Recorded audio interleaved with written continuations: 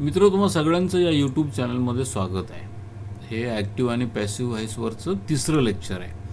एका विद्यार्थ्याने असा प्रश्न विचारला की सर, हे पॅसिव्ह व्हॉईस वापरायचं कधी आणि का वापरायचं? अतिशय रास्त प्रश्न आहे. आपण जी गोष्ट शिकतोय ते का शिकतो हे आपल्याला कळलं तर त्यात आपल्याला गोडी वाटते. तर why and when we have to use passive structure, बरोबर आहे. कधी कधी आपल्याला हे पॅसिव्ह स्ट्रक्चर वापरायचं आहे. First, when the subject is unknown or it is not necessary to show that who the subject is. Subject कसं आहे, अननोन आहे, किंवा याची गरज नाही आहे की तो सब्जेक्ट कोण आहे हे आपल्याला दाखवणं अतिशय आवश्यक आहे किंवा आवश्यक आहे. उदाहरणार्थ, the mosque was built years ago. ती मस्जिद काही वर्षांपूर्वी बांधली गेली. कोणी बांधली? आता हे इमटेरियल आहे, पण ती मस्जिद आहे, बांधली गेली. The mirror was broken yesterday. आरसा काल फुटला. कोणी फोडला? हे इमटेरियल झालं, पण आरसा फुटल्यामुळं आमची गैरसोय झाली, हे इथं महत्त्वाचं आहे. The shop was looted and 3 person were arrested. आणि next day a bomb was exploded. ते दुकान लुटलं गेलं, 3 माणसं पकडली गेली. आता कोणी लुटलं हा नंतरचा प्रश्न झाला, परंतु हे शॉप लुटलं गेलं हे सध्या जास्त महत्त्वाचं आहे, आणि 3 माणसं पकडली गेली. बॉम्ब एक्सप्लोड झाला, बॉम्ब फुटला. आता इथं कोणी फोडला बॉम्ब हे फार नंतरचा भाग झाला, परंतु इथं काय महत्त्वाचं आहे तर बॉम्ब फुटला, म्हणून इथं पॅसिव्ह व्हॉईस आला. दुसरं, Wien the object is given more importance. जेव्हा ऑब्जेक्टला काय केलं जातं, मोर इम्पॉर्टन्स दिलं जातं. उदाहरणार्थ, the letter was written by mister Gandhi. पत्र तर सगळेच लिहितात, तुम्ही लिहितो, मी लिहितो, परंतु इथं काय झालं, when the object is given more important, the letter was written by mister Gandhi, म्हणून इथं पॅसिव्ह व्हॉईस आला. The white tiger was killed by the hunter. काय झालं? The white tiger was killed by the hunter. इथं काय केलं, ऑब्जेक्टला जास्त महत्त्व दिलं गेलं. Next, in scientific and technical writings. Scientific आणि टेक्निकल रायटिंग्सचं जेव्हा केलं जातं तेव्हा काय होतं, नॉर्मली पॅसिव्ह व्हॉईस वापरला जातो. का? कारण इन्व्हेन्शन जास्त महत्त्वाचे रॅदर दॅन कोणी इन्व्हेन्शन केलं ते. उदाहरणार्थ, hydrochloric acid is produced when hydrogen and chlorine are mixed. Invention काय? हायड्रोक्लोरिक ॲसिड इज प्रोड्युस्ड, हे इन्व्हेन्शन आहे. कोणी केलं? हे इमटेरियल झालं याच्यामध्ये, बरोबर आहे. Telephone was invented by Graham. आपल्याला माहिती आहे टेलिफोन आता किती महत्त्वाचा झालेला आहे. कोणी केला? ग्रामने केला. पण काय केलं? टेलिफोन केलं, म्हणून टेलिफोनला जास्त इथं महत्त्व गेलं, कारण it's a scientific and technical writing आहे, म्हणून आपण काय केलं, इथं पॅसिव्ह व्हॉईस हा वापरला. नेक्स्ट, आता आपण रूल्सकडं जातो. हे ढोबळमानाचे रूल्स आहेत. डिटेलमधले रूल आपण पुढील लेक्चरमध्ये बघणार आहोत. When changing from active voice, the object of active voice become subject.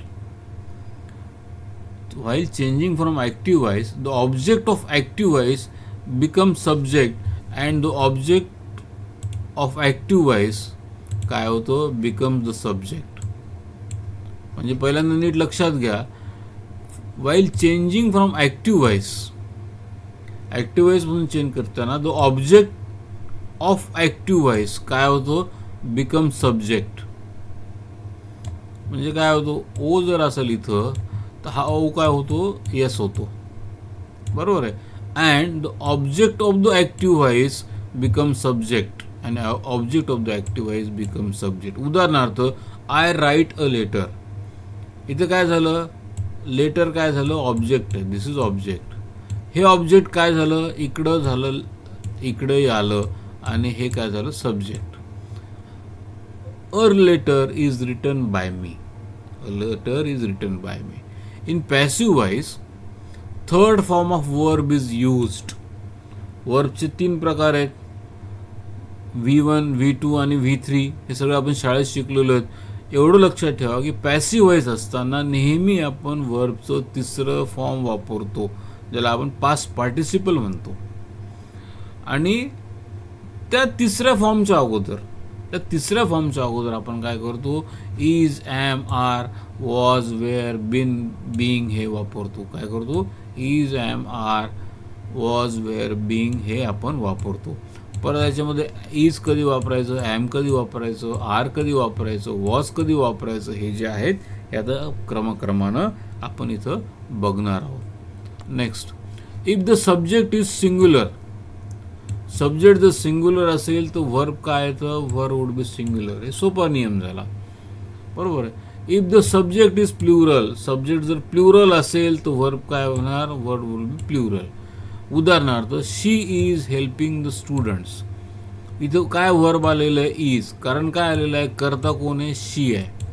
शी कसा आहे, सिंग्युलर आहे, म्हणून काय आलं, शी इज हेल्पिंग द स्टुडंट्स. हा झाला ॲक्टिव्ह वॉइस. आता यातलं ऑब्जेक्ट काय आहे, स्टुडंट्स आहे. ऑब्जेक्ट काय, स्टुडंट्स आहे.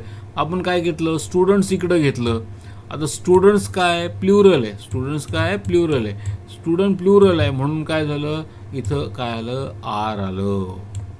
तेच आपण म्हणलो की if the subject is singular then the verb would be singular. If the subject is plural the verb would be plural. बरोबर आहे. The students are being help by her. बरोबर आहे. Here plural verb are is used as the subject is now students, and students काय आहे, student is in passive voice. student काय आहे, it is in passive voice. in passive voice the word by is used कशासाठी, to show the agent or the person who has done the work. by म्हणजे कोणी केलं, या अर्थाने, या माणसाने केलं. by is used to show the agent. याला काय म्हणतो आपण, एजंट. ग्रॅमॅटिकली याला एजंट म्हणतो. Or the person who has done the work.